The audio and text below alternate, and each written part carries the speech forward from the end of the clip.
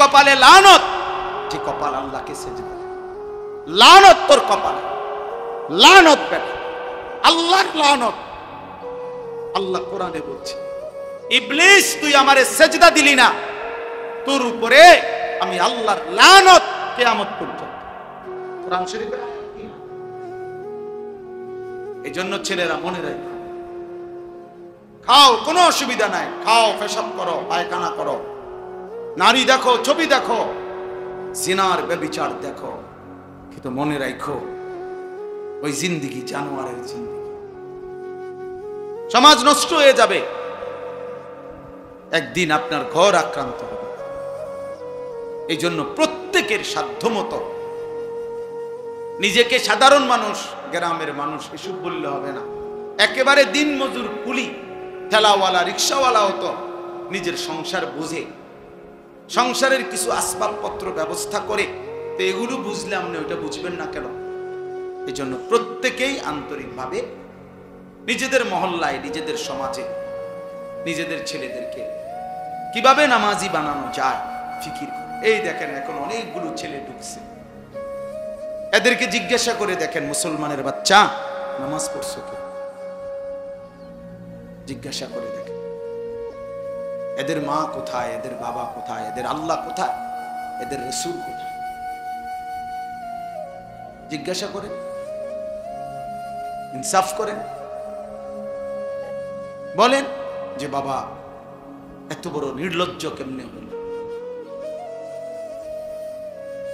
আফসোস এটা, ওই কপালে লানত, যে কপাল আল্লাহকে সেজদা, লানত তোর কপালে, লানত বেটা, আল্লাহর লানত।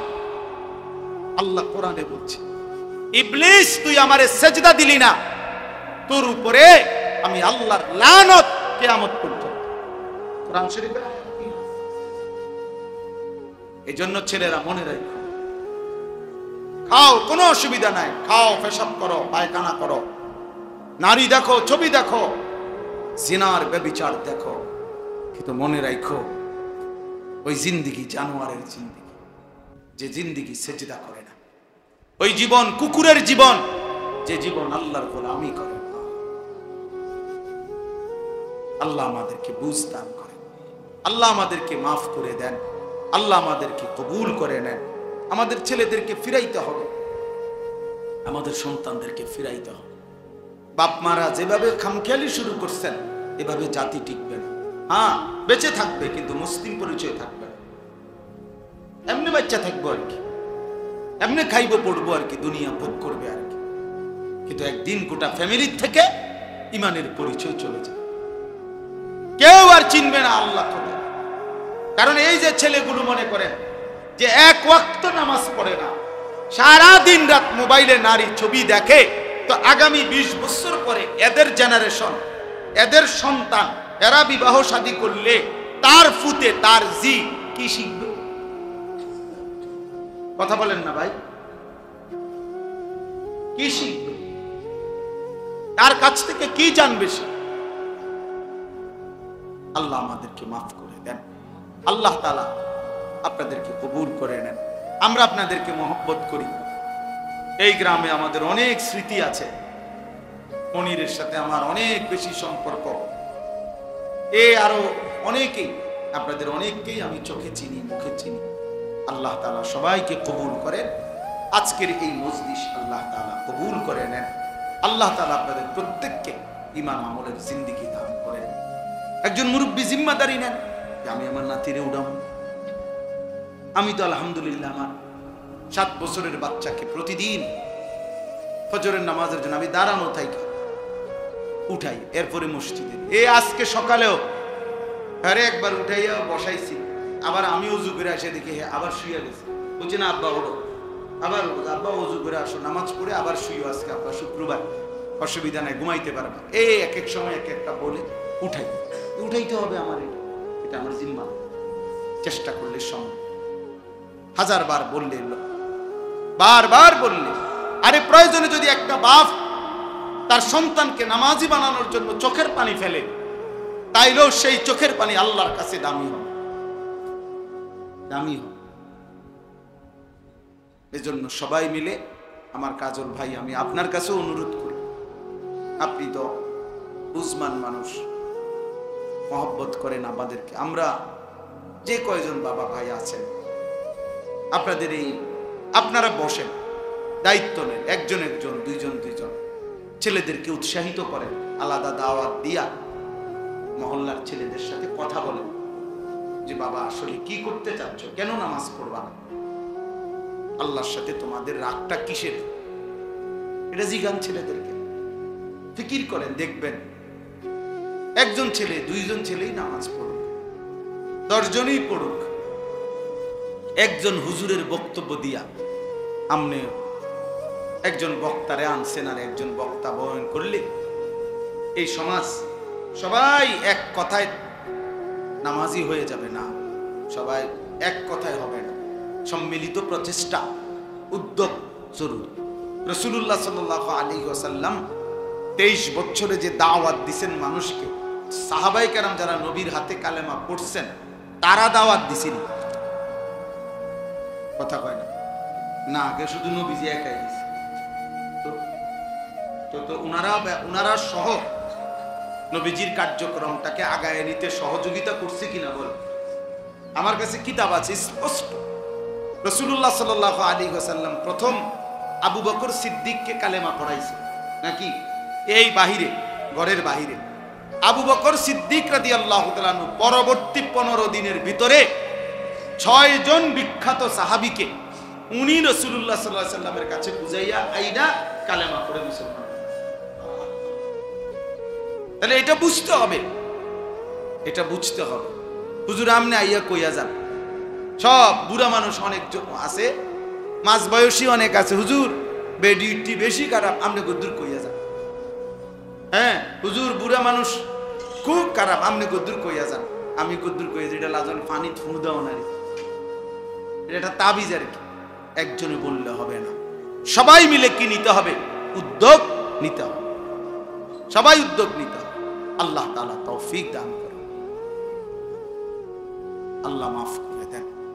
চলেন শেষ কথা হইল, আল্লাহ তাআলা বলছেন, তাহলে আমি বলার উদ্দেশ্য হলো, তৃতীয় কথা হলো আদ্দিন ফিন নাস বিল হজ। আল্লাহ তাআলা বলছে, বন্ধু ইব্রাহিম আমার ঘর বানাইছি কাবা, এই ঘরকে কেন্দ্র করে মানুষ যেন হজে আসে এই ঘোষণা দেন। তাহলে কাবা ঘরের 3টি মাকসাদ আল্লাহ বলছেন। 1 নাম্বার আমার ঘরের চারদিকে তাওয়াফ করবে, 2 নাম্বার নামাজ আদায় করবে, 3 নাম্বার হজ করবে। তাইলে বাপ আপনাদের কাছে আমাদের বিনীত অনুরোধ, যে কয়জন সামনে বসছেন প্রত্যেকেই প্রথম কথা হলো শিরিক মুক্ত ঈমান এবং আল্লাহর ইবাদত বন্দেগীর প্রতি যত্নবান হন। নিজেদের ছেলেপেলের দিকে দেখেন, মহল্লার ছেলেদের দিকে সবাই তাকায়েন। বাবা চাচারা চোখ বন্ধ করলেই ঝড় থামে না, মনে রাখেন একটা কথা। অর্থাৎ এই কথাটা মনে রাখেন যে আমনে তুফান আসতেছে, আমনে যদি চোখ বন্ধ করে কোন কই না তুফান তো আইয়ে না, তুফান বুঝি আইয়ে না, আমনে না চোখ বন্ধ রাখছে, কথা বোঝেন নাই আমার? তাহলে চোখ বন্ধ করলে ঝড় থামে না, ঝড় তো আসতেই আছে, আমনে না চোখ বন্ধ করে রাখছে। তাহলে আপনি যদি বলেন আমি বুঝি না, তার মানে এই সমাজের অধপতন থামবে না, সমাজ নষ্ট হয়ে যাবে, একদিন আপনার ঘর আক্রান্ত হবে। এই জন্য প্রত্যেকের সাধ্যমতো নিজেকে সাধারণ মানুষ, গ্রামের মানুষ এসব বললে হবে না, একেবারে দিন মজুর কুলি ঠেলাওয়ালা রিক্সাওয়ালাও তো নিজের সংসার বুঝে, সংসারের কিছু আসবাবপত্র ব্যবস্থা করে, তো এগুলো বুঝলে আপনি ওইটা বুঝবেন না কেন?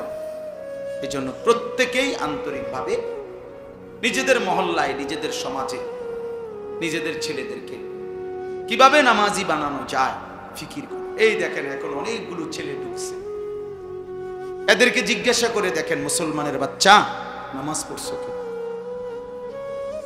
জিজ্ঞাসা করে দেখেন এদের মা কোথায়, এদের বাবা কোথায়, এদের আল্লাহ কোথায়, এদের রাসূল কোথায়? জিজ্ঞাসা করেন, ইনসাফ করেন, বলেন যে বাবা এত বড় নির্লজ্জ কেমনে হইল? আফসোস আফসোস এটা, ওই কপালে লানত যে কপাল আল্লাহকে সেজদা, লানত তোর কপালে, লানত বেটা, আল্লাহর লানত। আল্লাহ কোরআনে বলছে, ইবলিস তুই আমারে সেজদা দিলি না, তোর উপরে আমি আল্লাহর লানত কিয়ামত পর্যন্ত। কোরআন শরীফের আয়াত।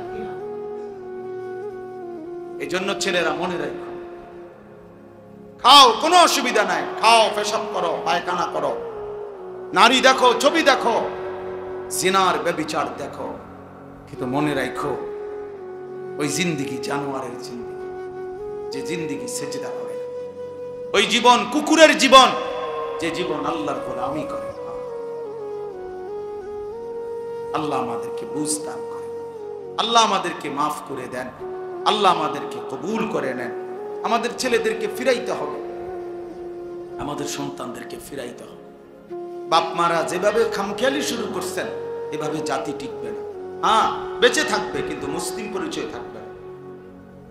এমনি বাচ্চা থাকবো আর কি, এমনি খাইবো পড়বো আর কি, দুনিয়া ভোগ করবে আর কি, কিন্তু একদিন গোটা ফ্যামিলির থেকে ইমানের পরিচয় চলে যায়, কেউ আর চিনবে না আল্লাহ খোদা। কারণ এই যে ছেলেগুলো মনে করেন যে এক ওয়াক্ত নামাজ পড়ে না, সারা দিন রাত মোবাইলে নারী ছবি দেখে, তো আগামী 20 বছর পরে এদের জেনারেশন, এদের সন্তান, এরা বিবাহ শাদী করলে তার ফুতে তার জি কি শিখবে? কথা বলেন না ভাই, কি শিখবে? তার কাছ থেকে কি জানবে সে? আল্লাহ আমাদেরকে মাফ করে দেন, আল্লাহ তাআলা আপনাদেরকে কবুল করে নেন। আমরা আপনাদেরকে মহব্বত করি। এই গ্রামে আমাদের অনেক স্মৃতি আছে, মনিরের সাথে আমার অনেক বেশি সম্পর্ক, আরো অনেকেই, আপনাদের অনেককেই আমি চোখে চিনি, মুখে চিনি। আল্লাহ তাআলা সবাইকে কবুল করেন। আজকের এই মজলিস আল্লাহ তাআলা কবুল করে নেন। আল্লাহ তাআলা আপনাদের প্রত্যেককে ঈমান আমলের জিন্দেগি দান করেন। আলহামদুলিল্লাহ। মওলাই করিম আপনি মাফ করে দেন, রব্বে করিম আপনি মাফ করে দেন, মেহেরবান মওলা আপনি মাফ করে দেন। সমস্ত কবরবাসীদেরকে মাফ করে দেন, কিয়ামত পর্যন্ত কবরের আযাব মাফ করে দেন, কবরগুলোকে জান্নাতের টুকরা বানিয়ে দেন। আল্লাহ জিন্দেগি সুন্দর করে দেন, জীবনটা সুন্দর করে দেন, ঈমান আমলের জীবন দান করে, গুনাহ থেকে বাঁচবার তৌফিক দান করে। আল্লাহ জাহান্নামে ফেলিয়েন না মাওলা, জান্নাত থেকে বঞ্চিত করিয়েন। আল্লাহ এই কিশোর যুবক ছেলেগুলোকে নামাজি বানিয়ে দেন, আল্লাহ নামাজি বানায় দেন, নামাজি বানায়। ওরা বোঝে নাই মাওলা, ওরা মনিবকে ভুলে গেছে, ওরা মালিককে ভুলে গেছে। ওদের অনেক ছেলে বহুদিন হয় সেজদাকে ভুলে গেছে। আপনি দয়া করেন, আপনি দয়া করে, আপনি দয়া করে, আপনি মেহেরবানি করে। এরা আমাদের সন্তান মাওলা, এদের মা মুসলমান, বাবা মুসলমান, এদের বংশ মুসলমান। এরা আখিরাত ভুলে গেছে, এরা নামাজ ভুলে গেছে, মোবাইল, নারী, ছবি এদেরকে ভুলায় দিছে। আয় মাওলা আপনি ফিরায়া দেন, আপনি ফিরায়া দেন। বাবাদেরকে কবুল করে নেন, বয়স্কদেরকে আরো আমলের তৌফিক দেন।